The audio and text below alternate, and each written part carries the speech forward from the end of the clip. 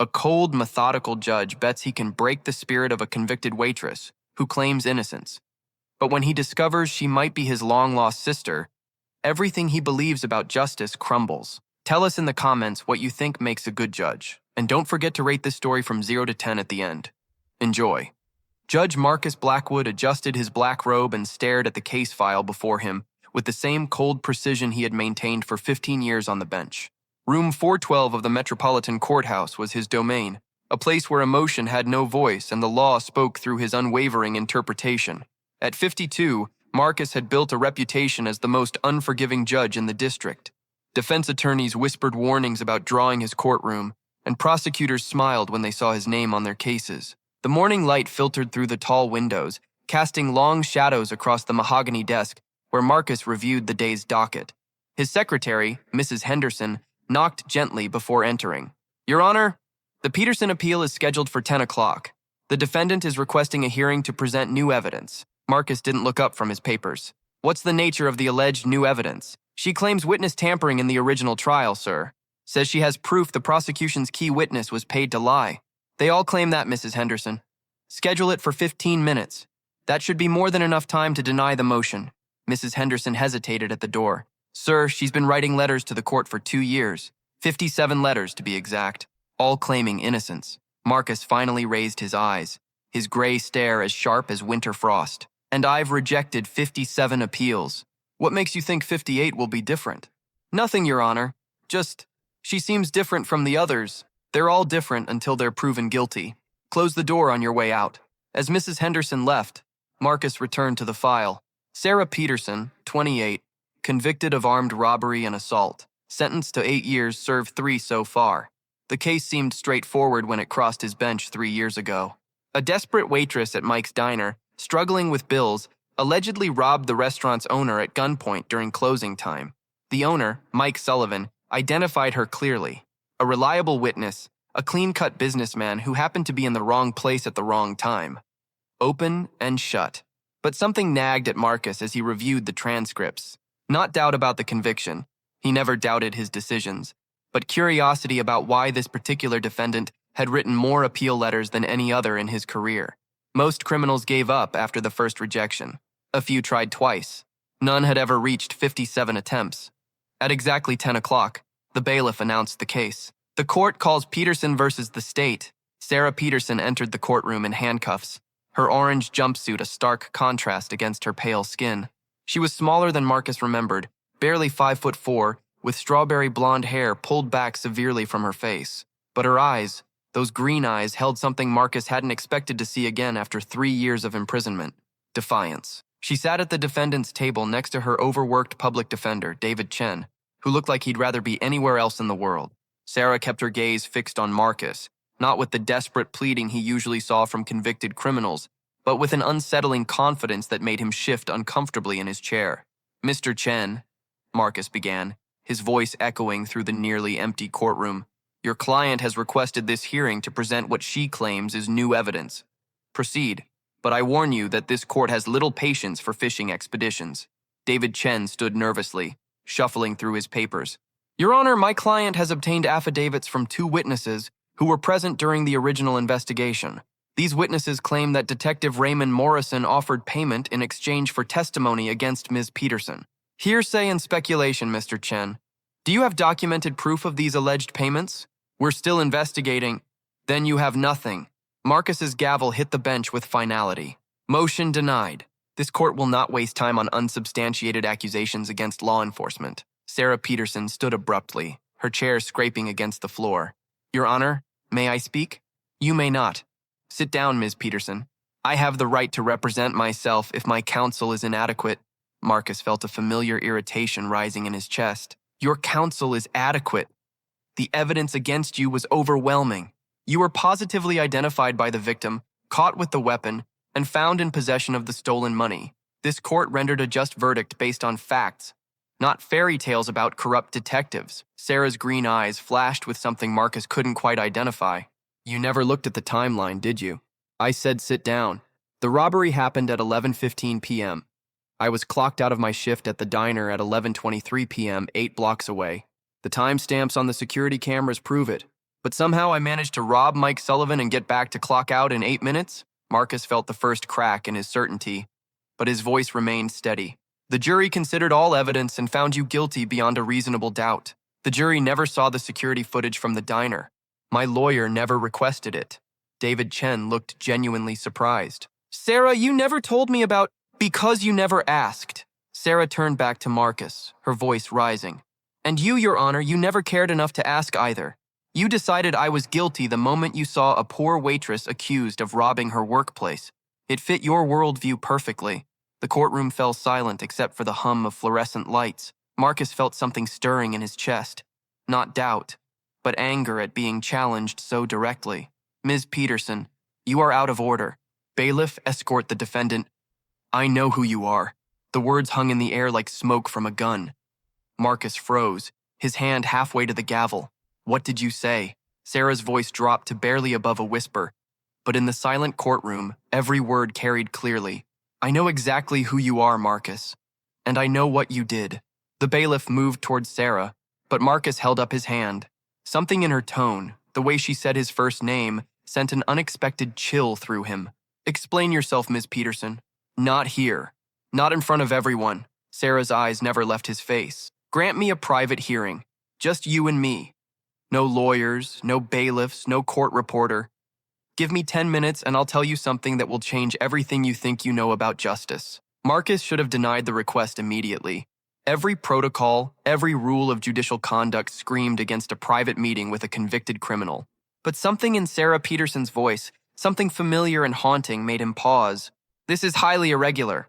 So is convicting an innocent person because you're too proud to admit you made a mistake. The challenge hung between them like a gauntlet thrown down. Marcus had built his career on being unmovable, unshakable in his convictions. No defendant had ever dared speak to him with such directness, and none had ever claimed to know him personally. But there was something about Sarah Peterson that felt like looking into a broken mirror, familiar fragments reflecting back at wrong angles. 5 minutes, Marcus heard himself saying. In my chambers. After court recesses for lunch. David Chen looked alarmed. Your Honor, I must advise against any ex parte communication. Your advice is noted and overruled, Mr. Chen. This court will recess until 2 p.m. As the bailiff led Sarah away, she looked back over her shoulder at Marcus. For just a moment, her defiant mask slipped, and he saw something that made his breath catch in his throat. Sadness. Deep, profound sadness mixed with something that looked almost like pity. Marcus spent the lunch recess in his office, unable to eat, unable to focus on other cases. He found himself staring at a framed photograph on his desk, the only personal item he kept in his chambers. It showed 2 children on a beach, a boy of about 10 and a girl of maybe 6. The boy had dark hair and serious gray eyes. The girl had strawberry blonde hair and was laughing at something beyond the camera's frame. The photograph was 26 years old, taken the summer before everything changed. The summer before his parents' divorce tore their family apart, and his little sister disappeared into the foster care system while he went to live with their father. Marcus had spent decades trying to forget that little girl with the green eyes and infectious laugh. He'd buried the guilt and regret under layers of legal precedent and judicial authority. But sometimes, in quiet moments like this, the memory of her would surface like a splinter working its way to the skin. At exactly 2 o'clock, Marcus sat across from Sarah Peterson in his chambers. She was still in handcuffs, but something about her posture had changed. The defiance was still there, but it was tempered now with something that looked like resolve. You have 5 minutes, Miss Peterson. Use them wisely. Sarah studied his face for a long moment before speaking. Do you remember the summer you turned 10? The beach house in Malibu? Marcus felt the world tilt slightly off its axis. How could you possibly know about...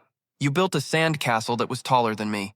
It had 4 towers and a moat, and you spent 6 hours working on it. I wanted to help, but you said little kids would just mess it up. The photograph on Marcus's desk suddenly felt like it was burning a hole through the wood. His mouth went dry. So I went and built my own castle, right next to yours. It was smaller and lopsided, but I was so proud of it. Sarah's voice grew softer. And then the tide came in. Marcus remembered. God help him, he remembered everything. The way his perfect castle had crumbled as the waves reached it. His 10-year-old fury at seeing hours of work destroyed. And his little sister, standing ankle-deep in the surf, watching her own creation disappear without tears. You were so angry, Sarah continued. You yelled at the ocean like it was a person who had wronged you. But I just laughed. I said the castles were never meant to last forever anyway. That's what made them beautiful. Stop! Marcus's voice came out as barely a whisper. You called me stupid. Said I didn't understand because I was too young and too dumb to build anything worth keeping. The memory hit Marcus like a physical blow. He could see his 6-year-old sister's face crumpling at his harsh words, could remember the exact moment when her laughter died and her green eyes filled with hurt. I ran to Mom crying, and you got in trouble. But the next morning, you came to my room with a shell you'd found on the beach. A perfect spiral shell, pink and white. You said it was more beautiful than any sandcastle because it had lasted millions of years. Marcus opened his desk drawer with trembling hands and pulled out a small object wrapped in tissue paper. He unwrapped it carefully, revealing a pink and white spiral shell, worn smooth by decades of handling. You kept it, Sarah whispered. I kept it. Marcus stared at the shell, then at Sarah's face. The years had changed her, hardened her, but underneath the adult features, he could see traces of the little girl who had built lopsided sandcastles and laughed at the tide. Sophie? Hello, Marcus. The name hung between them like a bridge across 26 years of separation and silence. Sophie, his little sister Sophie, who had vanished into the bureaucratic maze of social services when their parents divorced. Sophie, who he had tried to find for years before, finally giving up and accepting that some people were simply lost forever. And now she was sitting across from him in an orange jumpsuit, convicted of a crime in his own courtroom. This isn't possible, Marcus said, but even as the words left his mouth, he knew they were false. The resemblance was there in the shape of her eyes, the stubborn set of her jaw, the way she tilted her head when she was thinking. I've been trying to tell you for 3 years, Sophie said quietly. Every letter I wrote, I signed with my childhood nickname, Sunny, the name you gave me because you said my smile was brighter than sunshine. Marcus thought of the 57 appeal letters he had dismissed without reading past the first paragraph. Had they all been signed Sunny? Had he been so blinded by his own rigid procedures that he had missed his sister reaching out to him? Why didn't you say something during the trial? I tried. When they read my name in court, I asked if I could speak directly to you. My lawyer said it would hurt my case. And you, Sophie's voice broke slightly. You looked right through me like I was nothing, like I was just another criminal wasting your time. Marcus remembered the trial now with horrible clarity. A routine case, one of dozens that had crossed his bench that month. He had been focused on the evidence, the testimony, the legal technicalities. He had never really looked at the defendant as a person, just as another face in the endless parade of cases that filled his docket. The robbery, Marcus said. Did you do it? No. Sophie's voice was steady and certain. I was exactly where I said I was, clocking out of my shift at the diner. The security cameras would have proven it, but my public defender never bothered to request the footage. And by the time I got a new lawyer for my first appeal, the footage had been automatically deleted. Then who? Mike Sullivan robbed his own restaurant. He was in debt to some very dangerous people, needed the insurance money, and needed a scapegoat. Detective Morrison was gambling away his kid's college fund and needed cash. Sullivan paid Morrison to make sure I got convicted. Marcus felt like he was drowning in revelation. You have proof of this? I have witness statements from 2 people who saw Morrison meeting with Sullivan 3 times before my arrest. I have Sullivan's financial records showing large cash deposits that coincide with his insurance payout. And I have this. Sophie reached into her pocket and pulled out a small digital recorder. Morrison visited me in prison 6 months ago. He wanted to make sure I wasn't going to cause trouble when I got out. He was drunk, feeling guilty, and he confessed everything. I recorded it. Marcus stared at the recorder like it was a venomous snake. Why are you showing me this now? You could have sent it to Internal Affairs, to the district attorney's office, to any number of, because you're my brother. Sophie's voice was soft but firm, because despite everything that happened between us, despite 26 years of silence, you're still the person who gave me a shell to make up for calling me stupid. You're still the person who taught me that some things are worth preserving. Marcus felt tears threatening for the first time in decades. Sophie, I'm so sorry. The divorce, the separation. I tried to find you. I hired private investigators. I called every agency. I know. I found the records when I turned 18. But by then, I was angry. I was hurt. I thought you had abandoned me just like everyone else. Never.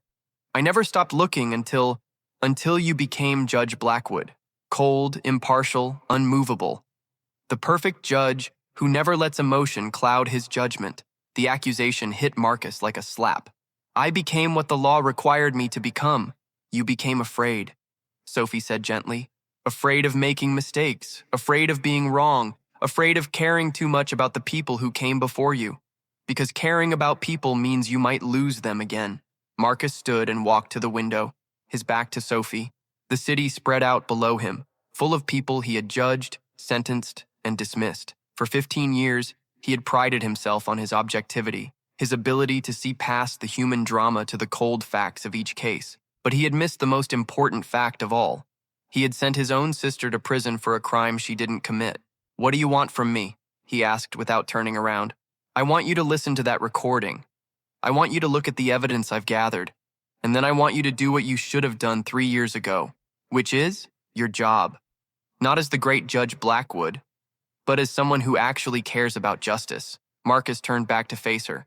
Sophie was watching him with those green eyes that had haunted his dreams for 2 decades, but now they held something he hadn't seen since she was 6 years old. Hope. If I listen to this recording, if I review the evidence you claim to have, what then? I can't simply overturn my own verdict. There are procedures, appeals processes, legal protocols that must be followed. I'm not asking you to break the law, Marcus. I'm asking you to use it. Use every legal tool at your disposal to make sure the right thing happens. Marcus sat back down across from her. And if the evidence is as compelling as you claim, if Morrison really did frame you and I sent an innocent person to prison, then you'll have a choice to make. You can be the judge who admits he made a mistake and fights to correct it, or you can be the judge who covers it up to protect his reputation. The challenge was clear, but this time it came wrapped in love rather than defiance. Sophie wasn't trying to destroy him. She was trying to save him from becoming something their father had warned him about years ago. Their father had been a lawyer, too. Successful and respected, but cold and calculating.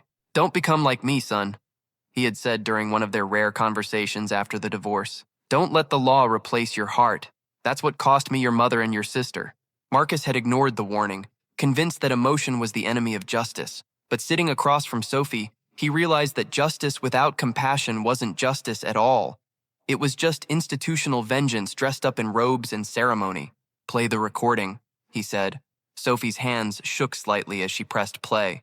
Detective Morrison's voice filled the small office, slurred with alcohol and heavy with guilt. I never meant for it to go so far, Morrison's recorded voice said. Sullivan was desperate, said he'd lose everything if he couldn't pay back what he owed. He offered me 50 grand to make sure someone got convicted for the robbery. Said it didn't matter who, just as long as the insurance company had a perp to blame. Why Sarah Peterson? Sophie's voice on the recording steady and controlled. She was perfect. Poor. No family to fight for her. Working at the place that got robbed. Easy to sell to a jury. And that judge, Blackwood, everyone knows he never overturns a conviction. Cold as ice, that one. Perfect for making sure she stayed buried. Marcus felt physically sick listening to his reputation being used as a tool to destroy his sister's life. He had been so proud of his reputation for being tough, uncompromising, unwilling to second-guess himself. Now he saw how that reputation had been weaponized against an innocent person. The recording continued for several more minutes, Morrison detailing how he had planted the weapon in Sophie's apartment, how he had coached Sullivan on his testimony, how he had destroyed evidence that would have exonerated her. When it ended, the office fell silent except for the ticking of Marcus's antique clock. How long have you had this? Marcus asked. 6 months. I've been building a case, gathering more evidence, trying to find a way to present it that wouldn't be dismissed immediately. Why didn't you take it to someone else? The FBI, Internal Affairs, the Attorney General's office? Sophie smiled sadly. Because I wanted to give you the chance to be the brother I remembered. The boy who gave me a shell to say he was sorry. Marcus felt something breaking inside his chest. Some wall he had built to protect himself from exactly this kind of pain. Sophie, I don't know how to fix this. The damage I've caused... Yes, you do. She leaned forward, her eyes intense. You know exactly how to fix it. You just have to be willing to admit you were wrong. Marcus thought about his career, his reputation, the respect of his colleagues. Everything he had built over 15 years on the bench would be called into question if he admitted to convicting an innocent person.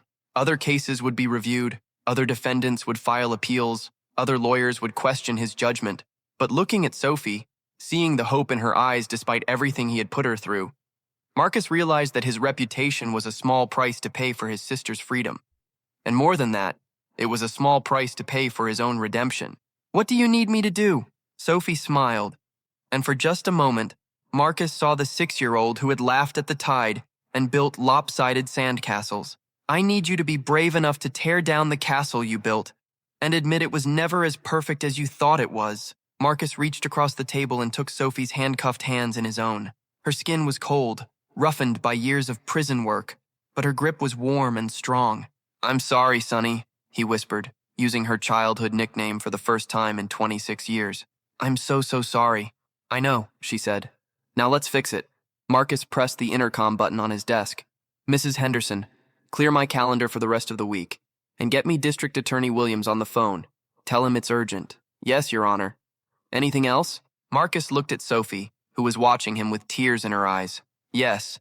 Call the warden at Metro Correctional. Tell him I'm ordering an immediate review of the Peterson case and that the defendant is to be released on her own recognizance pending appeal." "Sir, that's highly unusual." "Just do it, Mrs. Henderson." "And, Mrs. Henderson?" "Yes, Your Honor." "Call me Marcus, at least for today." As Mrs. Henderson made the calls, Marcus sat with Sophie in the afternoon light streaming through his office windows. They didn't talk much. There would be time for words later, time to rebuild the relationship they had lost, time to heal the wounds that had festered for so long. Instead, they simply sat together, brother and sister, while Marcus quietly dismantled the wall of ice he had built around his heart. Outside, the city continued its relentless pace, full of people seeking justice, truth, and redemption. And in a small office high above the courthouse steps, a judge named Marcus Blackwood learned that sometimes the most important verdict you render is the one that condemns yourself. The shell sat on his desk between them, pink and white and perfect, a reminder that some things are worth preserving no matter how much time has passed, and some people are worth fighting for, even when, especially when, you're the one who wronged them in the first place. The next morning, Marcus arrived at the courthouse before dawn. The building was empty except for security guards and cleaning staff, but he preferred it this way. The silence gave him space to think, to plan, to prepare for what would likely be the most difficult day of his judicial career. He had spent the night listening to Morrison's recorded confession repeatedly, each replay revealing new details that painted an even darker picture of corruption and manipulation. By morning, he had compiled a comprehensive list of every legal avenue available to expedite Sophie's exoneration. But Marcus knew that the legal machinery moved slowly, and every day Sophie spent in prison was another injustice compounding the original one. He needed to act decisively, even if it meant sacrificing everything he had built. District Attorney Janet Williams arrived at 8:30 sharp, her expression grave. She was a woman in her early 50s with silver-streaked hair and the kind of sharp intelligence that made prosecutors respect her and defense attorneys fear her. "Marcus, I've listened to the recording you sent me," she said without preamble as she entered his chambers. "If it's authentic, we have a serious problem." "It's authentic. I've had our audio forensics expert analyze it overnight. Morrison's confession is genuine." Janet sat heavily in the chair across from his desk. "Do you understand what this means? Not just for Peterson's case, but for every conviction Morrison was involved with? We're talking about potentially hundreds of cases that will need to be reviewed. I understand the implications, Janet, but understanding them doesn't change what needs to be done. Marcus, I've known you for 12 years. You're the most careful, methodical judge I've ever worked with. You don't make mistakes like this. Apparently I do." Marcus met her gaze steadily. "The question is, what are you going to do about it?" Janet was quiet for a long moment, studying Marcus's face. "You know Peterson personally, don't you? This isn't just about a wrongful conviction." Marcus felt a flash of his old instinct to deflect, to hide behind judicial protocol and professional distance. But that instinct had already cost him too much. "She's my sister." The words landed between them like a stone dropped in still water. Janet's eyebrows rose slightly, but her expression remained carefully neutral. "How long have you known?" "Since yesterday afternoon. I hadn't seen her since she was 6 years old." "Jesus, Marcus." Janet rubbed her temples. "This complicates everything. You should have recused yourself immediately." "From what?" "I only learned the truth after the case was already decided. And now that I know, I have a duty to correct the injustice. You have a duty to follow proper procedures. This needs to go through the Attorney General's office, possibly federal authorities. If you try to handle this yourself, everything you do will be tainted by conflict of interest." Marcus leaned back in his chair. So what are you suggesting? That I step aside and let Sophie sit in prison for another 6 months while bureaucrats argue about jurisdiction? I'm suggesting you be smart about this. One wrong move and the whole case gets thrown out on procedural grounds. Is that what you want? Before Marcus could answer, Mrs. Henderson knocked on the door. Excuse me, Your Honor. Detective Morrison is here. He's asking to speak with you urgently. Marcus and Janet exchanged glances. Send him in. Detective Raymond Morrison looked like he had aged 10 years since the recording was made 6 months earlier. His face was gaunt, his clothes wrinkled, and his hands shook slightly as he entered the office. The smell of alcohol clung to him like a shadow. Your Honor, District Attorney Williams. Morrison's voice was hoarse. I need to make a statement. Detective Morrison, I should advise you that anything you say— I know my rights, Morrison interrupted. I've been a cop for 22 years, and I've been carrying this guilt for 3 years. He pulled a manila envelope from his jacket and placed it on Marcus's desk. Sarah Peterson is innocent. I framed her for a crime she didn't commit. Janet leaned forward. Detective, you should have an attorney present before making any statements. I don't want an attorney. I want this over. Morrison's eyes were bloodshot and desperate. I've got lung cancer, stage 4. Doctors say I have maybe 3 months left.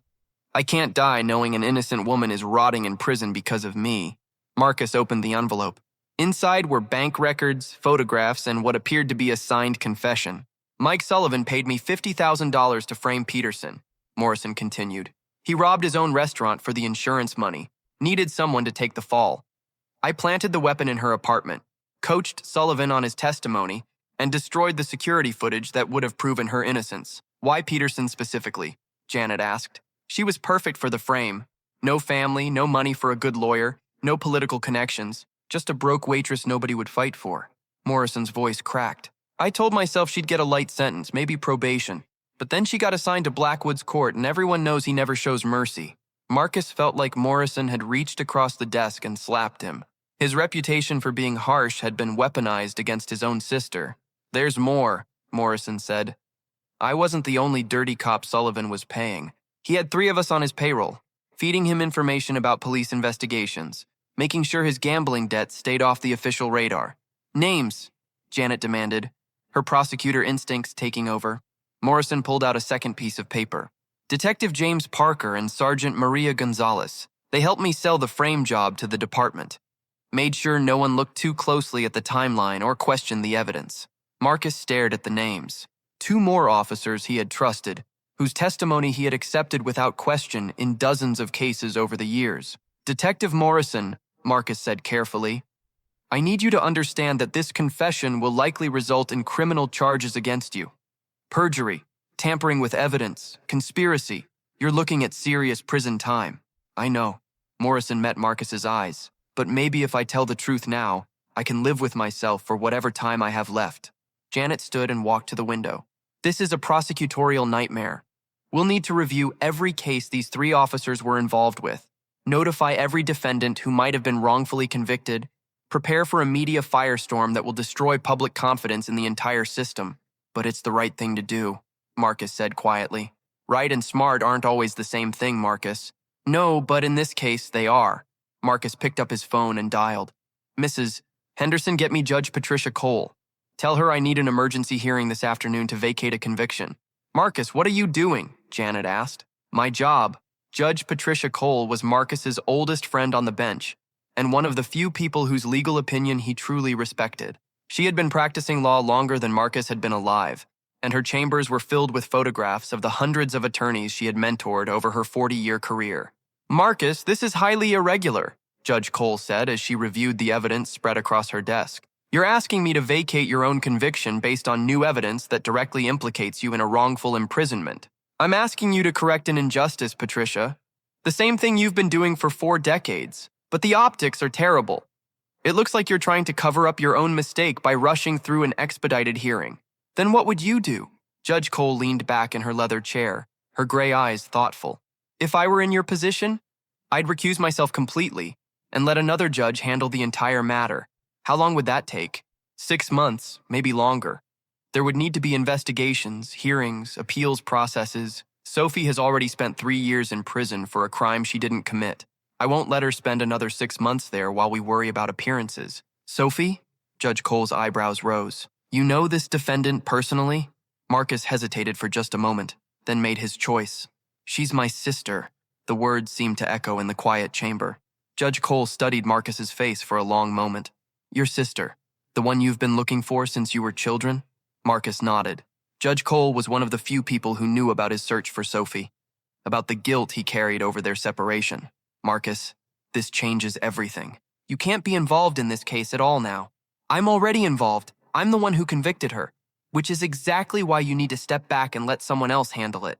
Patricia, I understand your concerns about protocol and procedure, but sometimes the law isn't enough. Sometimes justice requires us to act with courage instead of just caution. Judge Cole was quiet for several minutes, studying the evidence before her. Finally, she looked up at Marcus. If I grant this hearing, if I vacate the conviction, what happens next? Morrison, Parker, and Gonzalez get arrested. Sullivan gets charged with insurance fraud and conspiracy. Sophie gets exonerated and released. And I face whatever professional consequences come from having made such a catastrophic error. You could lose everything. Your reputation, your career, possibly even face criminal charges if anyone alleges you were involved in the cover-up. I know. And you're willing to accept that? Marcus thought about Sophie's face yesterday, the hope in her eyes when she realized he was finally listening to her. He thought about the shell on his desk and the 6-year-old girl who had laughed at the tide. Yes, Judge Cole nodded slowly. Then we'd better get this right. The emergency hearing was scheduled for 4 o'clock that afternoon. Word had leaked somehow. It always did in the courthouse. And by 3:30, the gallery was packed with reporters, attorneys, and curious onlookers who had heard rumors about Judge Blackwood's unprecedented request to vacate his own conviction. Sophie was brought in wearing street clothes instead of her prison uniform. Marcus had arranged for her immediate release pending the hearing, and seeing her in normal clothes, jeans and a simple blue sweater, made her look younger, more vulnerable, and heartbreakingly familiar. All rise for the Honorable Judge Patricia Cole. Judge Cole took the bench with the dignity and authority that came from 4 decades of dispensing justice. Her voice carried clearly through the packed courtroom. This is an emergency hearing in the matter of Peterson versus the state. We are here today to consider new evidence that has come to light regarding Ms. Peterson's conviction for armed robbery and assault. District Attorney Williams stood at the prosecutor's table, but Marcus could see the reluctance in her posture. She was about to argue for the reversal of a conviction she had originally fought to obtain. Your Honor, Janet began, the state has reviewed the evidence presented by Detective Morrison's confession, as well as supporting documentation and testimony. Based on this review, the state believes that Ms. Peterson's conviction was obtained through perjured testimony and fabricated evidence. A murmur ran through the courtroom. It was one thing to hear rumors about new evidence, another to hear the district attorney essentially admit that the state had prosecuted an innocent person. The state therefore moves to dismiss all charges against Ms. Peterson and requests that her conviction be vacated immediately. Judge Cole turned to Sophie's attorney, the same overworked public defender who had failed her so badly at trial. Mr. Chen, does your client consent to this motion? David Chen looked overwhelmed by the sudden reversal of fortune. Yes, Your Honor. Ms. Peterson consents to the dismissal of all charges. And Ms. Peterson, do you understand that by accepting this dismissal, you are agreeing to the vacation of your conviction and your immediate release from custody? Sophie stood, her voice clear and strong. Yes, Your Honor. But I would like to make a statement. Judge Cole nodded. Proceed, Ms. Peterson. Sophie turned to face the gallery, her eyes finding Marcus in the front row where he sat as a spectator, rather than the presiding judge. 3 years ago, I was convicted of a crime I didn't commit. I lost my freedom, my reputation, and my faith in the justice system. But I never lost hope that someday, somehow, the truth would come out. Her voice grew stronger as she continued. I wrote 57 letters to this court, trying to get someone to listen to me, to look at the evidence that would prove my innocence. Those letters were ignored, dismissed, filed away, and forgotten. Marcus felt each word like a physical blow. But yesterday, finally, someone listened. Not because of legal procedure or bureaucratic protocol, but because someone remembered that behind every case file is a human being whose life hangs in the balance. Sophie's eyes met Marcus's across the courtroom. Justice isn't just about following the law.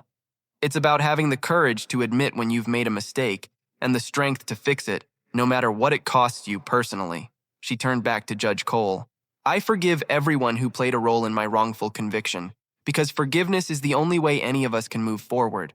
But I hope that my case serves as a reminder that the people who come before this court are not just criminals or defendants or case numbers. We're human beings, and we deserve to be seen as such. Judge Cole nodded solemnly. Ms. Peterson, this court officially vacates your conviction and dismisses all charges against you. You are free to go. The gavel fell with finality, but instead of celebration, a profound quiet settled over the courtroom. Everyone present understood that they had witnessed something more than just a legal proceeding. They had seen the justice system acknowledge its own fallibility and take steps to correct a grave injustice. As the courtroom began to empty, Marcus approached Sophie, who was being congratulated by her attorney and several supporters who had somehow learned about the hearing. Sophie, he said quietly. She turned to him, and for a moment, they simply looked at each other. Brother and sister, judge and exonerated defendant. Two people who had found each other across an impossible divide. Thank you, she said simply. Don't thank me. I'm the one who put you there in the first place. No, Sophie said firmly. You're the one who had the courage to get me out. Marcus felt tears threatening again. I don't know how to make up for what I did to you. 3 years of your life are over now. Sophie reached out and took his hand. We can't change the past, Marcus, but we can decide what happens next. What do you want to happen next? Sophie smiled, and Marcus saw the little girl from the beach again. I want to have dinner with my brother. I want to hear about your life, and I want to tell you about mine. I want to start over. Are you sure? After everything I've cost you. You cost me 3 years, Sophie said, but you gave me back my freedom and my faith in justice. And more than that, you gave me back my brother. Marcus felt something loosening in his chest, some knot of guilt and regret that had been tightening for 26 years. I'd like that very much. As they walked out of the courthouse together, reporters shouted questions and cameras flashed, but Marcus barely noticed. He was too focused on the woman beside him, the sister he had thought he'd lost forever. Marcus, Sophie said as they reached the courthouse steps, what happens to your career now? Won't there be investigations, hearings, professional sanctions? Marcus looked back at the courthouse, the building where he had spent 15 years trying to dispense perfect justice. Probably. I'll likely face review by the Judicial Ethics Committee, possibly criminal investigation if anyone thinks I was involved in the original cover-up. And you're okay with that? Marcus thought about his reputation, his career, everything he had built over decades of careful, methodical work. Then he looked at Sophie, free for the first time in 3 years, and realized that none of it mattered compared to this moment. I'm more than okay with it. I'm proud of it. They walked down the courthouse steps together, brother and sister reunited. Two people who had learned that sometimes the most important justice happens not in the courtroom, but in the courage to admit you were wrong and the strength to make it right. Behind them, the courthouse stood solid and imposing, a monument to the law and the imperfect people who tried to serve it. And somewhere in that building, other judges were making decisions, other defendants were hoping for justice, and other families were being torn apart and put back together by the complex machinery of the American legal system. But for Marcus and Sophie, the courthouse was now just a building. The real justice had happened when a brother chose his sister over his reputation, when a judge chose truth over convenience, and when two people chose forgiveness over revenge. Epilogue. 6 months later, Marcus stood in the small kitchen of Sophie's apartment, helping her prepare dinner. It was a simple meal, spaghetti and salad, but it felt like the most important dinner of his life. They had been having dinner together every Sunday since her release, slowly rebuilding the relationship they had lost as children. Sophie had found work as a paralegal at a legal aid clinic, helping other wrongfully convicted individuals navigate the appeals process. Her experience in the system had given her unique insights into the gaps and failures that could trap innocent people, and she had become a powerful advocate for reform. Marcus was no longer a judge. The Judicial Ethics Committee had asked for his resignation, and he had given it gladly. The investigation into his handling of Sophie's case had ultimately cleared him of criminal wrongdoing, but his career on the bench was over. He didn't mind. He had taken a position as a law professor at the local university, teaching courses on criminal justice and judicial ethics. His students were initially skeptical of learning from a judge who had made such a public mistake, but they quickly came to respect his honesty about the failures of the system and his commitment to teaching them to do better. Morrison died last week, Sophie said quietly as she stirred the sauce. Marcus looked up from the salad he was preparing. I heard. How do you feel about that? Sad, mostly. He was a broken man who made terrible choices, but in the end, he tried to do the right thing. His confession led to the conviction of Sullivan and the other 2 officers. 17 other wrongful convictions have been overturned based on their activities. I know. Sometimes I think about all those people who spent years in prison because of their corruption. At least some of them are free now. Marcus set down his knife and turned to face Sophie. Do you ever regret not hating me? For what I put you through? Sophie smiled and shook her head. Hate is just another kind of prison, Marcus. I spent 3 years behind bars. I wasn't about to spend the rest of my life behind the bars of my own anger. They ate dinner as the sun set outside Sophie's window, talking about their work, their memories, their hopes for the future. It was an ordinary meal shared by two people who had found extraordinary grace in the midst of injustice. As Marcus prepared to leave, Sophie handed him a small package wrapped in tissue paper. What's this? Open it. Inside was a new shell, similar to the one he had given her decades ago, but different. This one was darker, with intricate patterns spiraling around its surface. I found it on the beach last weekend, Sophie said. It made me think about what you said all those years ago, about how some things last millions of years. Marcus held the shell up to the light, admiring its complex beauty. It's perfect. No, Sophie said. It's not. Look closer. Marcus examined the shell more carefully and saw what she meant. There was a small crack along one side, a place where the shell had been damaged and then healed, leaving a visible scar. It's more beautiful because of the crack, Sophie said. The damage didn't destroy it. It became part of what makes it unique. Marcus understood the metaphor immediately. Their relationship, like the shell, bore the scars of damage and separation. But those scars had become part of its beauty, proof of its resilience and capacity for healing. Thank you, he said, closing his fingers around the shell. Thank you for listening, finally. As Marcus walked to his car, he thought about the journey that had brought them both to this moment. The justice system had failed Sophie catastrophically, but it had also eventually provided the means for her exoneration. He had been the instrument of her wrongful imprisonment, but also the catalyst for her freedom. It was messy and imperfect and deeply human, like all the best stories of redemption. Marcus drove home through the city streets, past the courthouse where he had once presided, past the prison where Sophie had spent 3 years of her life, past all the monuments to human justice and injustice that dotted the urban landscape. When he reached his apartment, he placed the scarred shell on his desk next to the perfect one from their childhood. Together, they told the complete story: innocence and experience, perfection and healing, loss and recovery. And in the morning, he would return to his classroom, where he would teach young law students about the sacred responsibility of seeking justice, the necessity of admitting mistakes, and the courage required to choose compassion over convenience. Because sometimes the most important lessons come not from success, but from failure.